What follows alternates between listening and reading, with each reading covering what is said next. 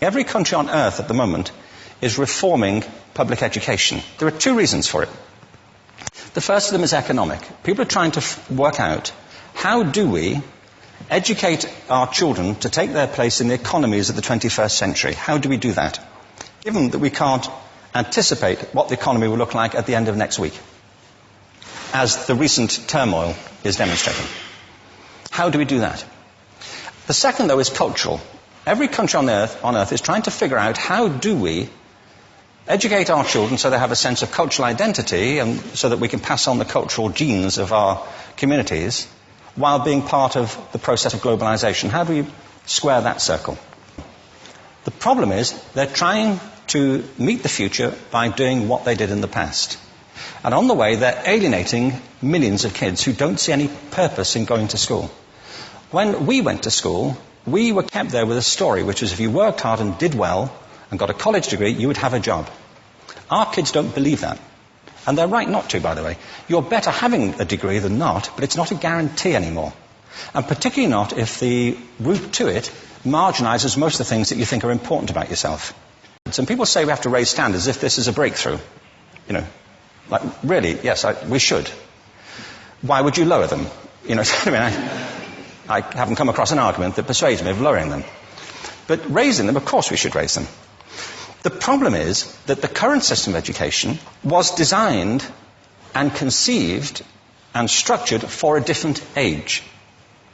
It was conceived in the intellectual culture of the Enlightenment and in the economic circumstances of the Industrial Revolution.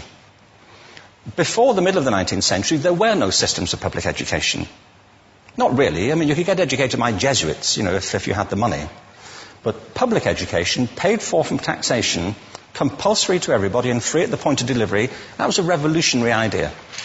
And many people objected to it. They said it's not possible for many street kids, working class children, to benefit from public education. They're incapable of learning to read and write, and why are we spending time on this?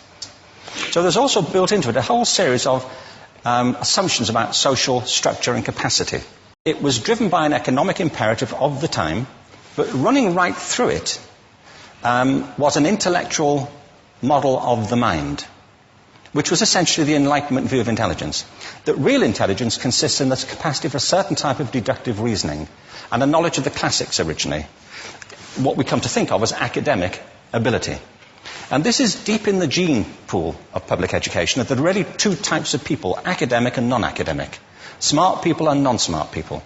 And the consequence of that is that many brilliant people think they're not, because they've been judged against this particular view of the mind. So we have twin pillars, economic and intellectual.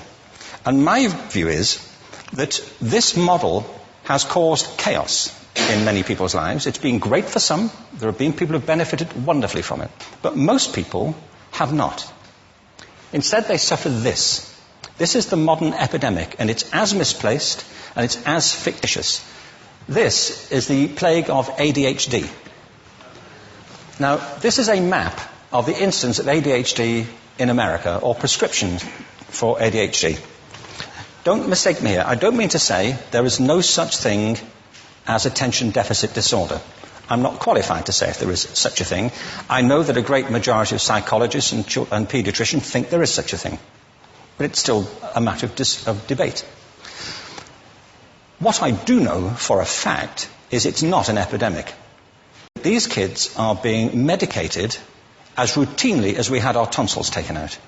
And on the same whimsical basis, and for the same reason, medical fashion. Our children are living in the most intensely stimulating period in the history of the earth. They're being besieged with information and calls for their attention from every platform, computers, from iPhones, from advertising holdings, from hundreds of television channels. And we're penalizing them now for getting distracted. From what? Boring stuff. At school, for the most part.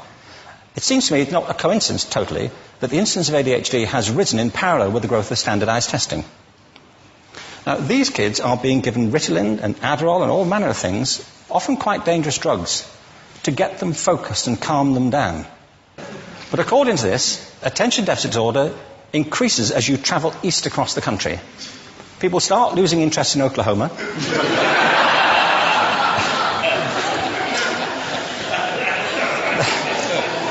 They can hardly think straight in Arkansas. And by the time they get to Washington, they've lost it completely.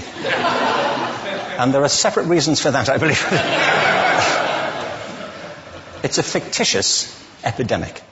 If you think of it, the arts, and I don't say this exclusively of the arts, I think it's also true of science and of maths, but I say about the arts particularly because they are the victims of this mentality currently, particularly.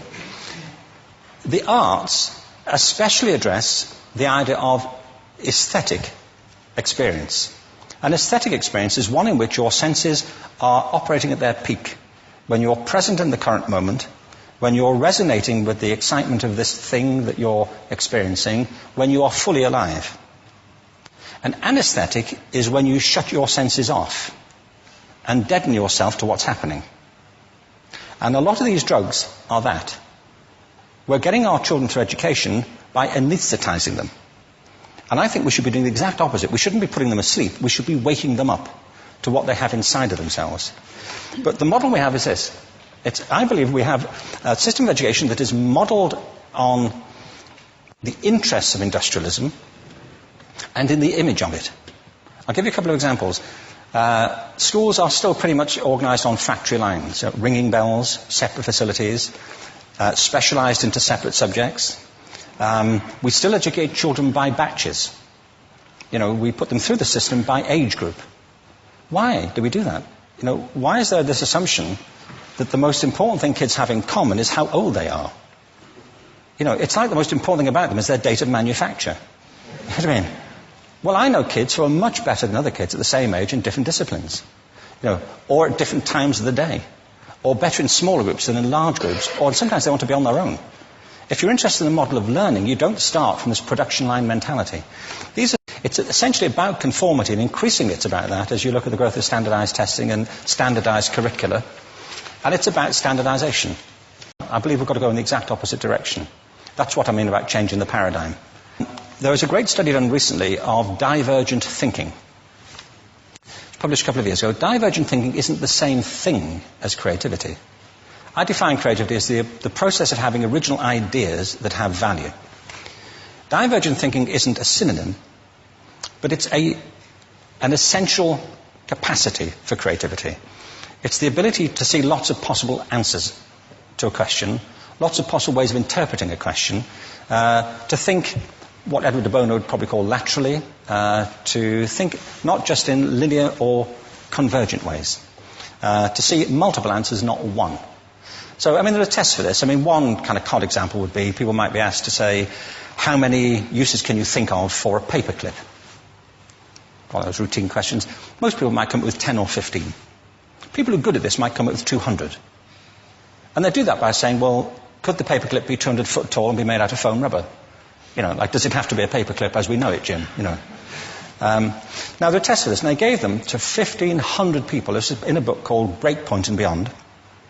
And on the protocol of the test, if you scored above a certain level, you'd be considered to be a genius at divergent thinking. Okay?